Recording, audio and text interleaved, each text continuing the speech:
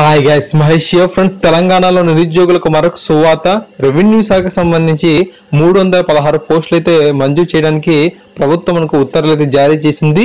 క్షేత్రస్థాయికి మనకు 284, CCLAకు 32 పోస్టులు, ప్రత్యేక నియామకాల ద్వారా 29 పోస్టుల భర్తీ అనేది ఉంటుంది. మిగతా అన్ని కూడా పదోన్నతుల ద్వారా భర్తీ అని చేస్తారంట. సో రెవెన్యూ శాఖకు తెలంగాణ ప్రభుత్వం 316 పోస్టులను మంజూరు చేసింది.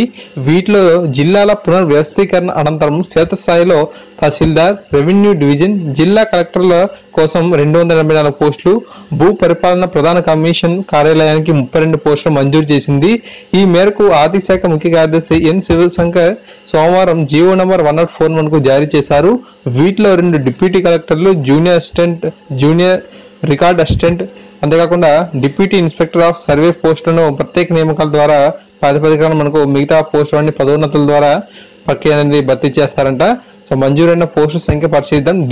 డిప్యూటీ కలెక్టర్ 2 ఉన్నాయి, తహసీల్దార్ 26, సీనియర్ అసిస్టెంట్ మనకు 152, junior assistant 23, record assistant 2, driver 2, office subordinate 56, chowkidar or watchmen 10, deputy inspector of survey 2, deputy statistical officer 2, chairman మనకు 7, మొత్తంగా 284 ఉన్నాయి. CCLA కార్యాలయానికి project director, CMRO 1, deputy commissioner 1, assistant secretary 1, అదనపు సహాయక కమిషనర్ 2, సూపరింటెండెంట్ గ్రేడ్ 1 మనకు 6 ఉన్నాయి, సూపరింటెండెంట్ ఆర్డినరీ గ్రేడ్ 10 ఉన్నాయి, senior assistant 7, record assistant 4, మొత్తంగా 32 పోస్టులు.